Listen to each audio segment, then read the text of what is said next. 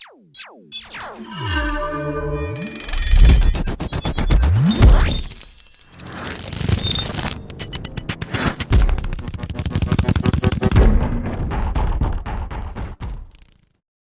guys, in chapter number 3, first method, average profit method, that we have studied in last lecture. Now we are moving to method number 2, weighted average method. weighted average method. अब ये method कब use करनी है? तो जब भी मेरा profit constantly increase हो रहा होगा, जस्ट लाइक 2001 में 10,000 है, बाद में 20,000, बाद 30,000, बाद में 40,000, बाद में 50,000. तो every year my profit is keep increasing. तो जब मेरा प्रॉफिट कांस्टेंट इंक्रीज हो रहा है तब यूज़ कर सकता हूँ, या तो मेरा प्रॉफिट कॉन्स्टेंटली डिक्रीज हो रहा होगा. कॉन्स्टेंटली डिक्रीज मीन्स पहले साल में 50,000 था, दूसरे में 40,000 हो गया, फिर 30,000 हो गया, फिर 20,000 और फिर 10,000. तभी मेरे को वेटेड एवरेज मेथड यूज़ करनी है. आइदर प्रॉफिट इंक्रीजिंग और कॉन्स्टेंट डिक्रीजिंग, तो ही मैं weighted average profit method use कर सकता हूँ. एल्स मैं ये मेथड यूज़ कर सकता नहीं हूँ. अगर मेरा प्रॉफिट इंक्रीज एंड डिक्रीज दोनों ही हो रहा है, then I have to apply only and only method number 1. Okay, in this method we must have to remember that the year must be arranged into sequence. Means तुमको profit पहले 2001 का दिया है, बाद में 2004 का दे दिया, बाद में 2005 का दिया, बाद में 2003 का दिया, बाद में 2002 का दिया. तो आपको सबसे पहले ईयर को प्रॉपर सीक्वेंस में अरेंज करना है. सीक्वेंस में अरेंज करने के बाद प्रॉफिट कांस्टेंट इंक्रीज हो रहा है, कांस्टेंट डिक्रीज हो रहा है, या इंक्रीज डिक्रीज हो रहा है, वो आपको कंसीडर करना है. अगर प्रॉफिट कांस्टेंटली इंक्रीज या कांस्टेंटली डिक्रीज हो रहा है तो आपको वेटेड एवरेज मेथड यूज़ करनी है. बट प्रॉफिट इंक्रीज डिक्रीज दोनों ही हो रहा है, then you have to apply only and only average profit method. अब steps to calculate goodwill under weighted average method. जैसे एवरेज प्रॉफिट में मैंने बोला था कि 2 स्टेप आते हैं. सबसे पहले एवरेज प्रॉफिट फाइंड आउट करना और उसके बाद गुडविल फाइंड आउट करना.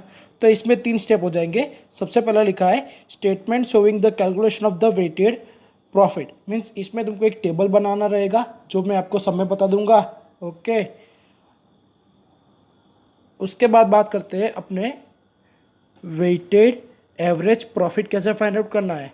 तो टेबल में से आपको 2 चीज़ मिल जाएगी, total weighted profit and total weight. So weighted average profit find out करने के लिए टोटल वेटेड प्रॉफिट को टोटल वेट से डिवाइड करना होगा. तो आपको मिल जाएगा weighted average profit. Then you have to find out the goodwill. अब गुडविल का फॉर्मूला लास्ट लेक्चर में मैंने बताया था. Goodwill equals to average profit into number of year purchased. हाँ, वो एवरेज प्रॉफिट मेथड थी तो एवरेज प्रॉफिट लिख रहा था. ये मेरी वेटेड एवरेज मेथड है तो वेटेड एवरेज लिखना पड़ेगा. तो लिख दिया है weighted average profit into number of year purchased.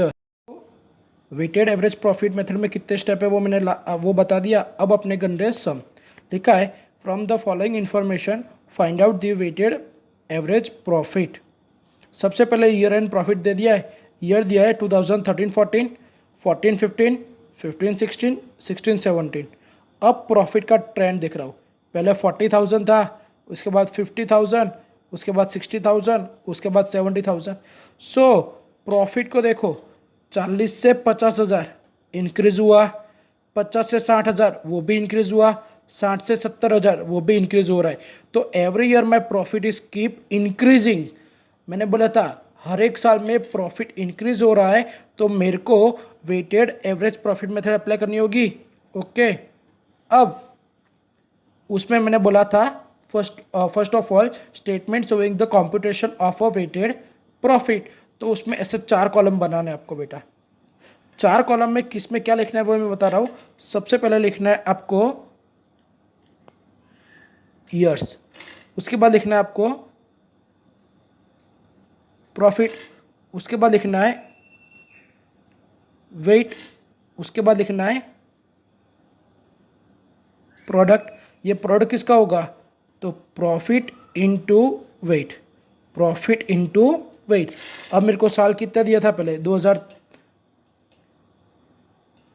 2013-14, 2014-15, 2015-16, 2016-17।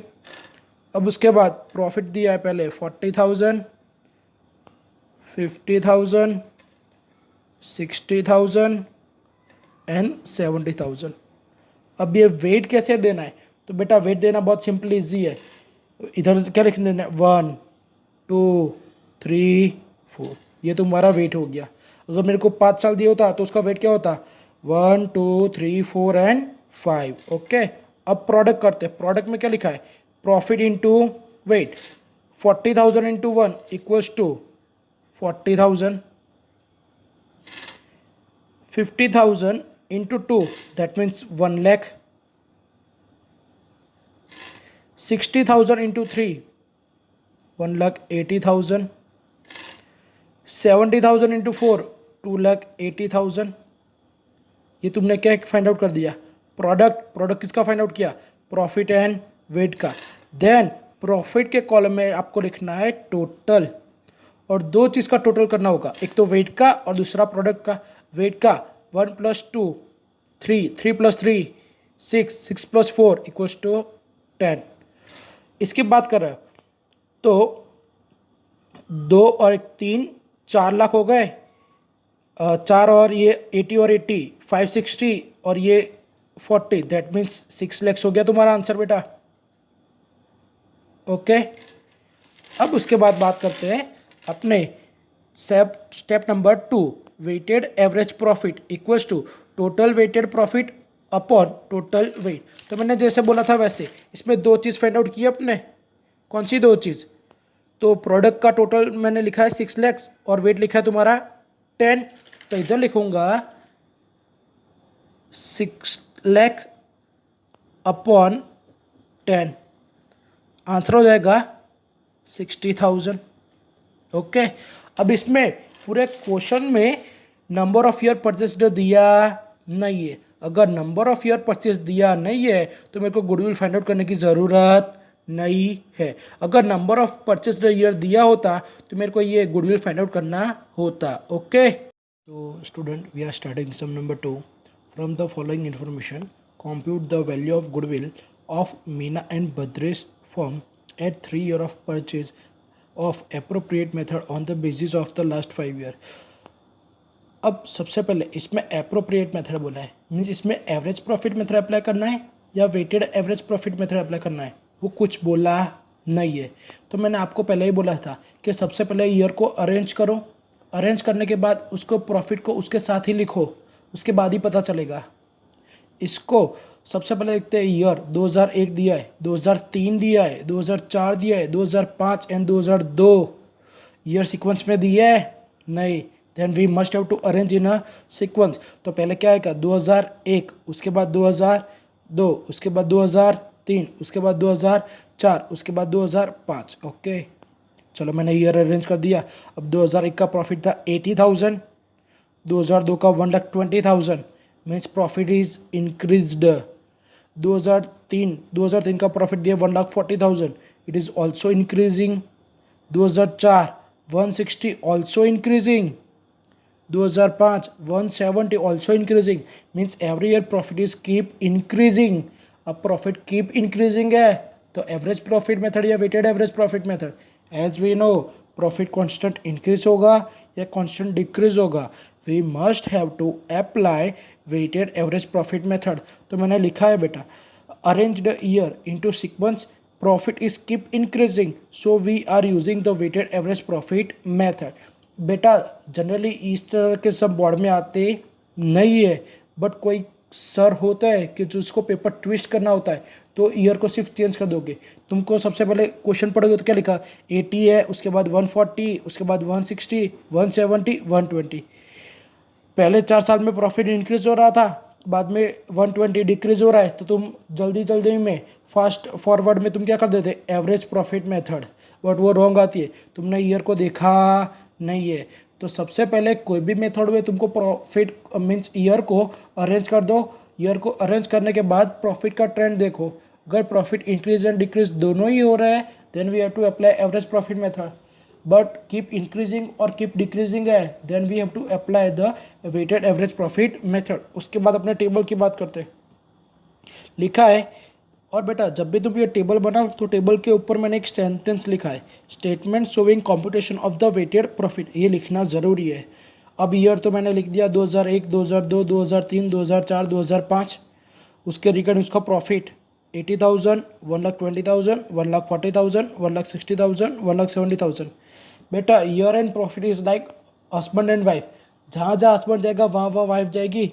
तो 2001 हस्बैंड होगा और 80,000 उसका वाइफ होगा, तो 2001 के सामने 80,000 लिखूंगा, 2002 के सामने 120, 2003 के सामने 140, 2004 के सामने 160, 2005 के सामने 170। उसके बाद मेरे को वेट देना है, वेट के मैंने बोला था 1 से स्टार्ट करना है, तो वेट 5 साल दिए तो 1, 2, 3, 4 एंड 5, इन सब का टोटल हो जाएगा 15।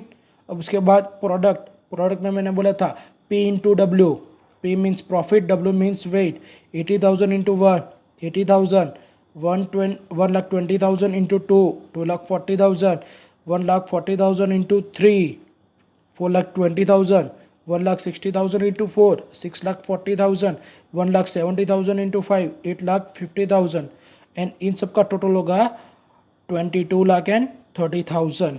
ओके स्टूडेंट्स, और उसके बाद पहले नंबर ऑफ ईयर परचेस्ड कितने दिए वो मैं देख लेता हूँ। इधर लिखा है बर्थरेज form at the 3 year of the purchase of appropriate method. तो बेटा इसमें तुमको 5 साल नहीं लेने, अब परचेज के आगे जो भी ईयर लिखा होगा वो तुम्हारा हो जाएगा नंबर ऑफ ईयर परचेस्ड। तो इधर परचेज के आगे लिखा है 3 ईयर्स, तो इंटू 3 करना होगा, so number of year purchased will be 3। Okay students, अब स्टेप नंबर 1 तो मैंने फाइंड आउट कर लिया। उसके बाद स्टेप नंबर 2 का फॉर्मूला हो जाएगा weighted average profit equals to total weight, weighted profit upon total wait.